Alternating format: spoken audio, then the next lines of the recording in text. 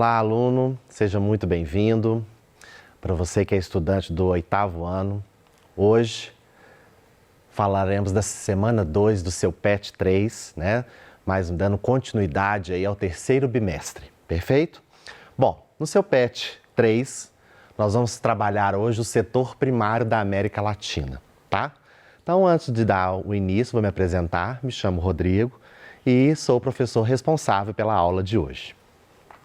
Seguinte, então o que nós vamos trabalhar, o que nós iremos trabalhar sobre esse setor primário da economia da América Latina, né? Então nós vamos falar aqui, olha lá, analisar o espaço geográfico de países latino-americanos com base nos aspectos políticos, econômicos e sociais e reconhecer a importância do setor primário na economia, né, da economia da América Latina.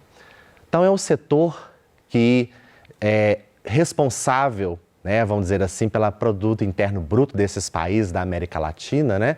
É o responsável aí por fazer a economia crescer desses países, né? Ou seja, são países da América Latina responsáveis que estão muito vinculados a esse setor, né? É o mais desenvolvido justamente por essa questão histórica de colonização, né, dessa região. Mas, para a gente, primeiro, vamos relembrar o que seria essa América Latina, né? Na aula da semana 1, nós falamos do continente americano e as suas regionalizações, não é verdade? Nós trabalhamos 2 tipos de regionalização do continente americano. O primeiro sobre os aspectos de localização e os aspectos físicos do continente, que são divididos em 3, né?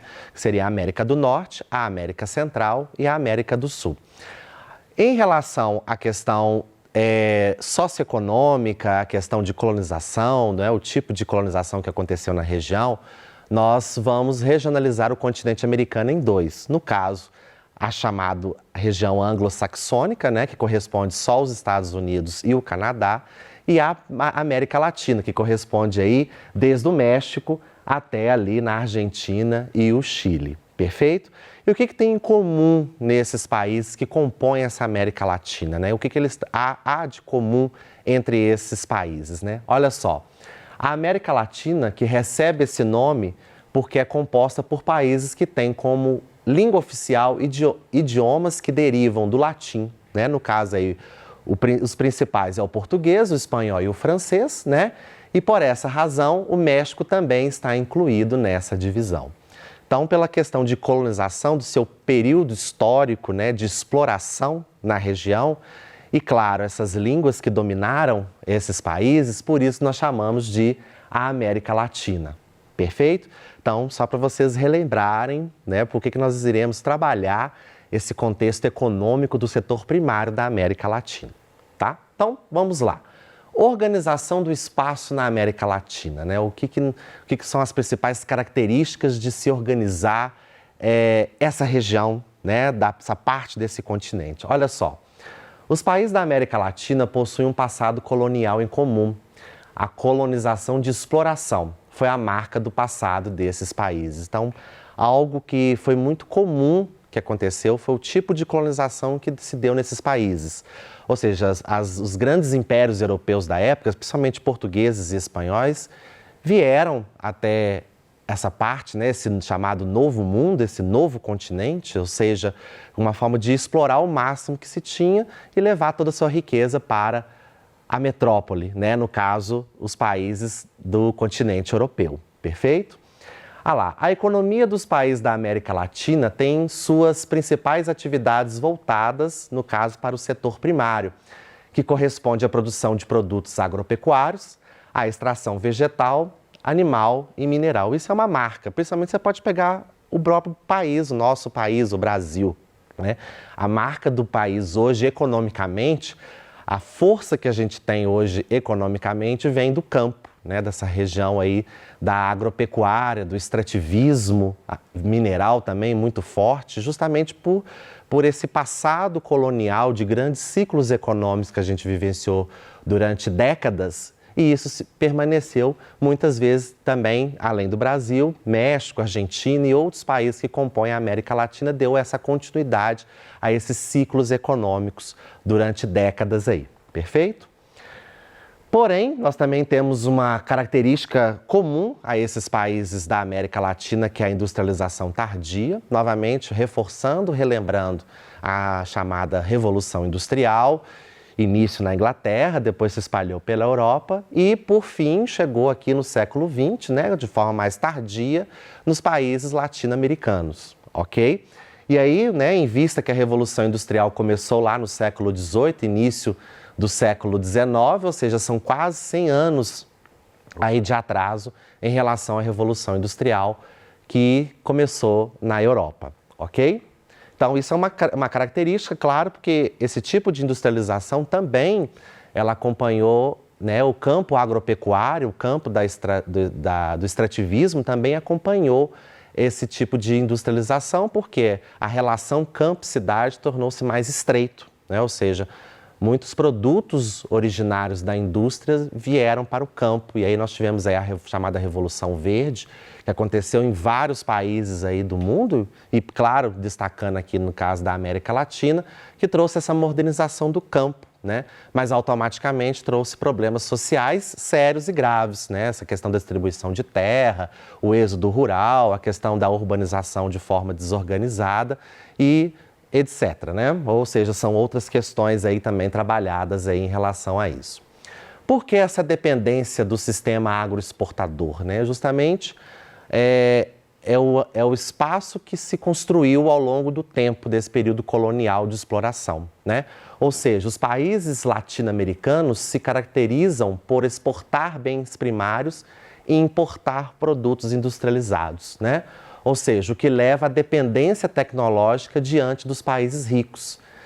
Isso mesmo em países que mais se industrializaram, no caso aí como o próprio México, a Argentina e o Brasil, apesar de serem os países de destaque da região que se industrializaram, os chamados países aí emergentes, ainda assim dependem do campo para poder, né, no caso do PIB, Produto Interno Bruto, crescer economicamente, ainda depende muito da questão da relação do campo.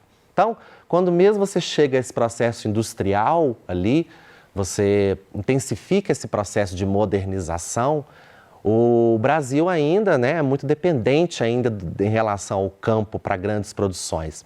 E boa parte desse produto que a gente produz aqui nesse país, né, ou nos países da América Latina, vão para fora. Ou seja, o mercado internacional, há uma exigência muito grande em relação a isso.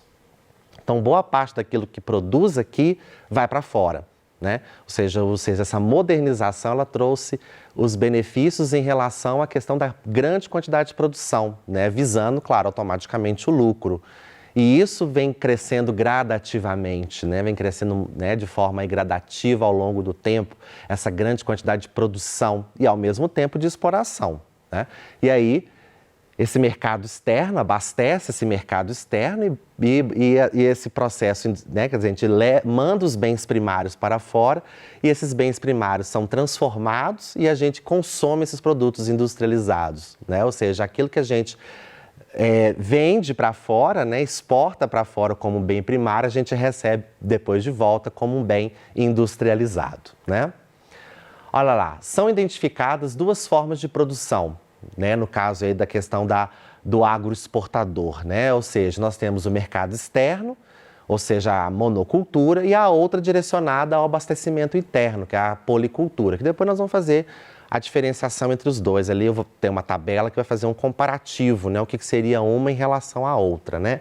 Aqui, por exemplo, uma imagem, né, que mostra aí uma notícia, né, um destaque aí que o Brasil é o maior exportador de soja do mundo. Então, ou seja, esse tipo de produto muito consumido externamente, né? No caso aí da monocultura, né? Ou seja, você utiliza-se apenas um tipo de cultura, você consome, você produz ali, você prepara a terra, o espaço, né? Os chamados latifúndios, né? Que são grandes extensões de terra para um tipo somente de cultura. No caso aqui, para a soja, né? Que é o Brasil é o maior exportador aí mundial, né? Ou seja, então, há um consumo externo muito grande em relação a esse tipo de matéria-prima. Perfeito? Então aqui, agora nós vamos fazer um comparativo do que é né? O que são as principais características da monocultura e as principais características da policultura. Como falei, a policultura ela mais abastece o mercado interno, ou seja, utiliza-se de poucas propriedades, né, propriedades menores, vamos dizer assim, tecnologia muito mais rudimentar, vamos dizer assim, em relação ao atual processo de tecnologia, utiliza-se de matéria mais rudimentar, vamos dizer assim, ou seja, mais arcaica, ok? E aí abastece mais o mercado interno, ou seja, aquilo que a gente consome internamente, aí em feiras, sacolões, aquilo que a gente tem do nosso consumo. Agora, as monoculturas não, já são grandes propriedades, grandes produções que abastecem mais o mercado internacional. Olha só, no caso aqui a monocultura, o que é a principal característica, né? Cultivo ou criação de uma única espécie agrícola animal. Como eu mostrei aqui, por exemplo, a soja, né? Então a soja aí é a cultura apenas da soja, quer dizer, você tem ali o preparo, o arado, faz toda a questão da área, né, do caso aí do terreno, preparo, ok? Para um tipo de cultura só, ok? Outra coisa comum, né, nesse tipo de cultura é os grandes latifúndios, né? São grandes extensões de terras aí, ou seja, há um consumo muito grande, né, de grandes extensões de terra, tá? Aí por isso que são regiões que necessitam cada vez mais de áreas, mais de espaço, justamente pela essa demanda internacional. Outra questão é a produção voltada para exportação, novamente frisando, né, o mercado internacional, ok? Associado também à questão de mão de obra mais escravizada, tá? Provoca diversos danos ao meio ambiente e, no caso aí, uma característica é o maior emprego tecnológico. Então, são questões muito debatidas em relação a essa questão do setor primário da economia no campo, porque ao mesmo tempo que você tem um processo de tecnologia muito avançado, você também tem os problemas sociais e ambientais que esse tipo de agricultura, esse tipo de produção pode ocorrer nessa área, tá? Porque à medida que você necessita de mais espaço, automaticamente o desmatamento vai acompanhar junto, né? E automaticamente você também vai ter os conflitos sociais em relação ao campo. Então são problemas que vão ocorrer. Então, ao mesmo tempo que há uma grande demanda e uma quantidade de produção cada vez crescente, há os problemas ambientais e sociais também acompanham junto nesse processo, ok? Já a policultura, no caso, voltada para o mercado interno, tá? Mais aí para o consumo nosso diário, tá? Cultivo de diversas espécies vegetais ou animais em uma mesma área. Então, se ali você faz o processo de rotação, vamos dizer assim, da produção, ou você tem pequenas áreas com vários tipos de produtos, vários tipos de matéria-prima que são produzidas ali, perfeito? São realizadas por pequenos produtores rurais em pequenas extensões de terra, aí você tem a chamada muito comum, muito familiar, né? A chamada agricultura familiar, ou seja, são muitas vezes as famílias, membros familiares que têm essas terras, produzem internamente, né? A produção voltada mais para abastecimento interno e para a chamada subsistência, ok? Associada mais ao trabalho familiar, é uma forma, vamos dizer assim, mais sustentável de produção agrícola e o menor emprego tecnológico, porque aqui eles vão utilizar a questão dos insumos, herbicidas, né? Essa questão, uma quantidade muito menor. Não significa que eles não vão deixar de utilizar, porém, em menor quantidade, quando você se compara à monocultura, que há uma exigência muito maior desses tipos de inseticidas, herbicidas, que também vão causar mais danos ambientais. E, claro, uma coisa importante aqui é a questão do emprego tecnológico. Não significa que a gente pensa na questão tecnológica do campo, na monocultura, como mais avançado em relação no caso, a policultura. Ou seja, eles utilizam menor quantidade de tecnologia, mas não significa que não deixam de utilizar. Ou seja, podem utilizar, mas não com uma demanda tão grande. Por quê? Na monocultura, justamente pela questão do mercado internacional, há uma exigência maior de produção. Então, automaticamente, necessita cada vez de produzir mais. Então, automaticamente vão necessitar de mais tecnologias, mais recursos para a produção cada vez maior em pouco tempo. Porque o lucro ali é o principal objetivo, né? Essa venda desse produto, exportar essa matéria-prima. Então, há uma exigência, uma demanda muito maior, ok? Também uma outra característica que nós temos no setor primário, que é o extrativismo. Aí nós temos, né, o caso aí consiste na atividade de extrair os recursos naturais que a terra oferece por meio da coleta tanto manual ou com o uso de máquinas. Também o extrativismo nós temos aí o animal, o vegetal e o mineral. Destaque para o extrativismo mineral. Aqui, por exemplo, em Minas Gerais, nós temos aí a retirada, né, do ferro, né, ou seja, o minério de ferro, muito consumido internacionalmente, né, exportado, essa matéria bruta, né, que vai para fora, para transformar depois em aço, depois, justamente industrializar e depois a gente consumir esse produto industrializado. Então, nós temos o destaque para o extrativismo, além também do ouro, também outros tipos de minerais muito retirados na natureza, que também causam danos gravíssimos ao meio ambiente e as questões sociais também em relação a esse tipo de extrativismo. Aqui é uma imagem, né, da retirada aí, né, do extrativismo, muito comum em vários países da América Latina, esse tipo de retirada aí desse recurso que a terra oferece. Porém, os problemas sociais e ambientais, a gente sabe, muitas, né, conhece o que isso pode causar e trazer, né? Olha só. O extrativismo mineral é a atividade econômica que extrai minérios do solo, dos rios e dos mares, ok?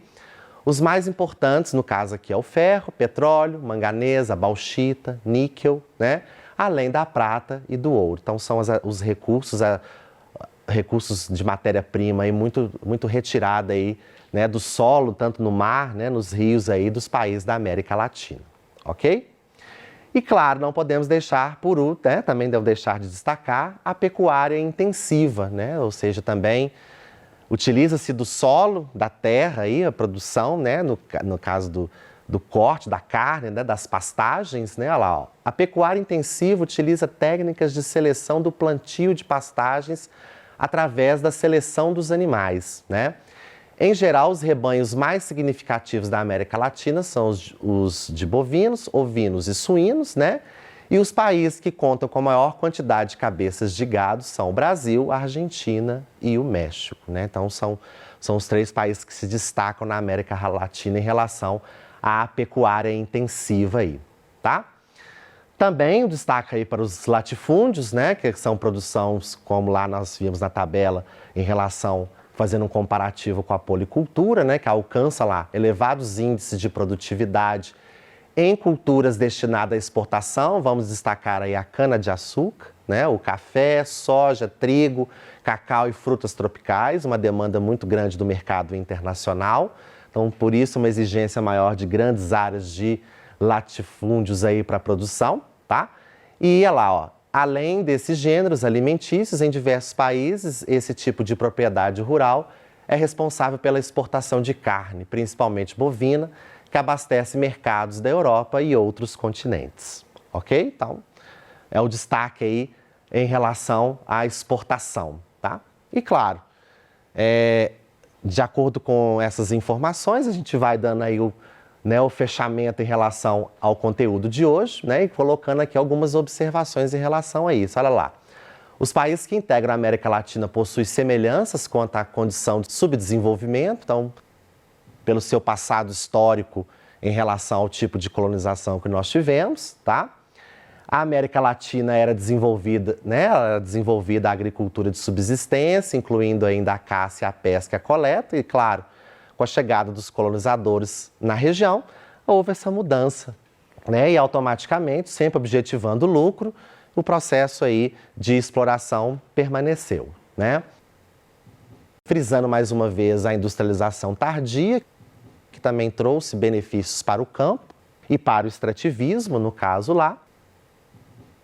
E claro, né, nós também, além disso, né, no caso aí da agricultura, né, nós também temos o extrativismo e aí a mineração como destaque aí econômico para os países da América Latina. Perfeito? Então, muito obrigado, continue os seus estudos e nos vemos na próxima aula.